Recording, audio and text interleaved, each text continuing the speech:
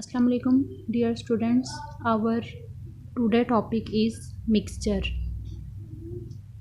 Previous topic हमारा जो था वो कंपाउंड का था और कंपाउंड के अंदर हमने ये बात डिस्कस की थी कि कंपाउंड्स के अंदर दो या दो से ज़्यादा एलिमेंट्स आपस में केमिकली कंबाइन होकर फिक्स रेशो में एक कंपाउंड बना देते हैं। लेकिन जो आपके पास यहाँ पे मिक्सचर का टॉपिक है उसकी डेफिनेशन जो है वो जस्ट कंपाउंड की डेफिनेशन से ऑपोजिट है। इसके अंदर दो या दो से ज़्यादा एलिमेंट्स, वो एलिमेंट्स भी हो सकते हैं।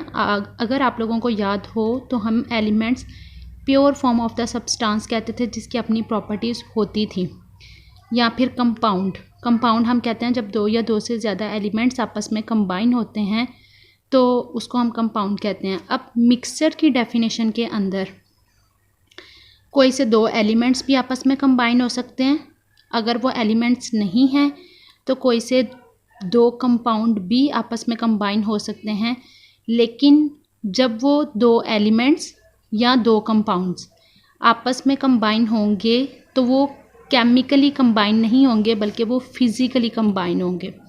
अब फिज़िकली से मुराद ये कि केमिकली कंबाइन में हमेशा जो कंपाउंड बनता है वो न्यू कंपाउंड बनता है। लेकिन चूँकि हम फिज़िकल की बात कर रहे हैं तो you can consider that not new formation, कि हमारे पास जो चीज़ बनेगी वो नई चीज़ नहीं होगी क्योंकि उन्होंने टोटली तौर पर एक दूसरे के साथ बॉन्ड नहीं बनाया होता विदाउट अ फिक्स रेशो। इसमें रेशो का फिक्स होना ज़रूरी नहीं है। जस्ट लाइक यहाँ पे अगर एग्जांपल अगर हम चेक करें, सिंपल मैंने राइट किया है एलिमेंट। सपोज करो आप कोई से दो एलिमेंट्स को आपस में कंबाइन कर रहे हो।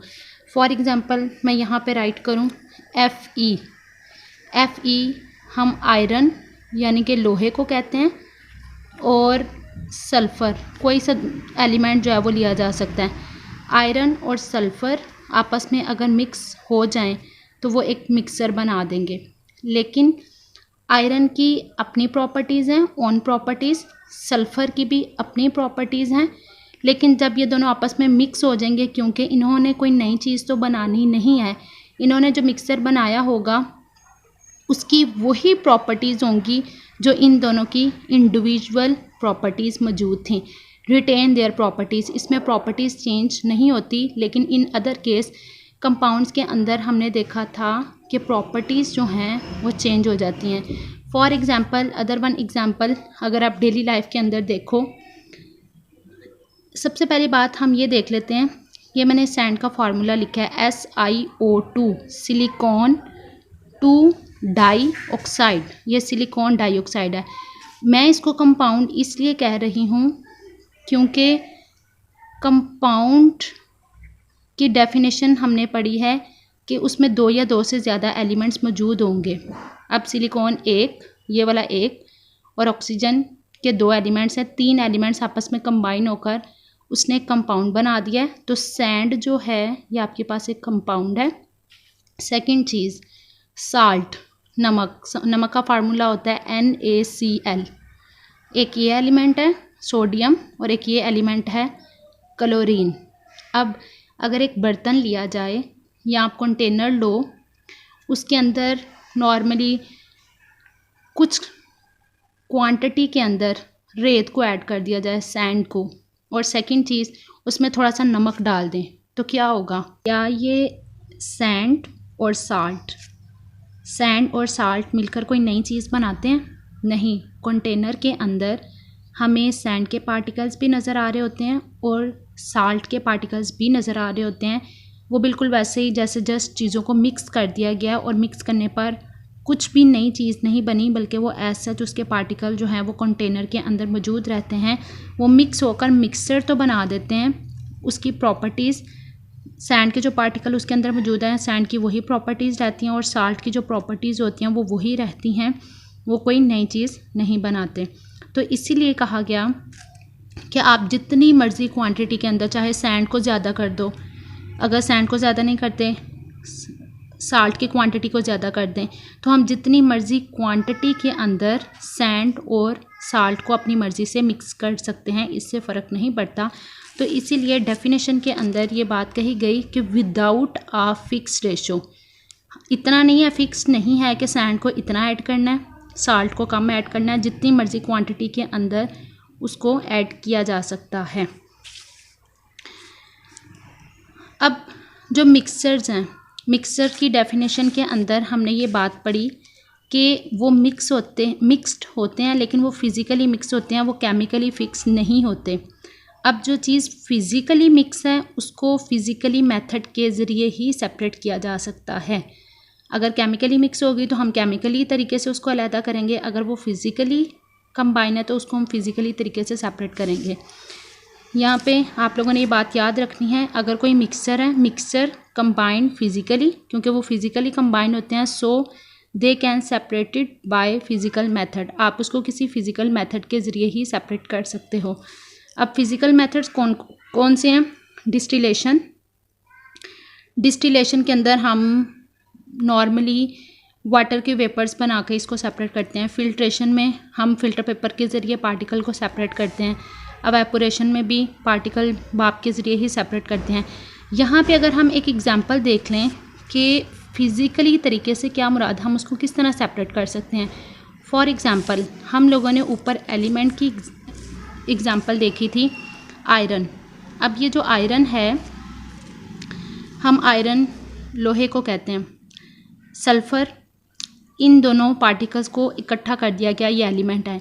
Just like you can take example in your mind कि एक कंटेनर में 2 ब्लॉक्स को इकट्ठा कर लिया जाए, एक रेड ब्लॉक्स हों, एक ब्लू ब्लॉक्स हों, तो वो दोनों सेपरेट सेपरेट ही आपको नज़र आ रहे होंगे। उसी तरह अगर हम कंसिडर करें कि आयरन जो है वो रेड कलर के ब्लॉक्स में है और जो सल्फ़र है वो ग्रीन कलर के ब्लॉक्स में है, उसको एक कंटेनर के अंदर रख दिया जाए। अब चूँकि हम आयरन और सल्फ़र को सेपरेट करना चाहते हैं तो कैसे करेंगे? एक मेथड है, ये भी बेसिकली फ़िज़िकल मेथड ही है, मैग्नेटाइजेशन। अब मैग्नेटाइजेशन से मुराद होता है मकनातीस के ज़रिए सेपरेट करना। अब उस कंटेनर के अंदर हम मकनातीस ऐड करेंगे, चूँकि आपको पता है कि जो मैग्नेट है वो आयरन को अपनी तरफ अट्रैक्ट करता है, वो सारे के सारे रेड ब्लॉक्स को अपनी तरफ अट्रैक्ट करेगा, पीछे सल्फ़र रह जाएगा, आयरन जो है वो सल्फ़र से सेपरेट हो गया। अब जो मिक्सर के पीछे भी हमने एग्जांपल देखी थी, लेकिन यहाँ पे अगेन हम एग्जांपल देख लेते हैं। मिक्सर्स की 2 टाइप्स होती हैं, first one is homogeneous and second one is heterogeneous. Mixers की 2 टाइप्स होती हैं, first one is homogeneous mixture and second one is heterogeneous mixture. Homo mean same and hetero mean different. अब basically किस चीज़ के same होने और किस चीज़ के डिफरेंट होने की बात यहाँ पे हो रही है। यहाँ पे बेसिकली कंपोजिशन सेम होगी।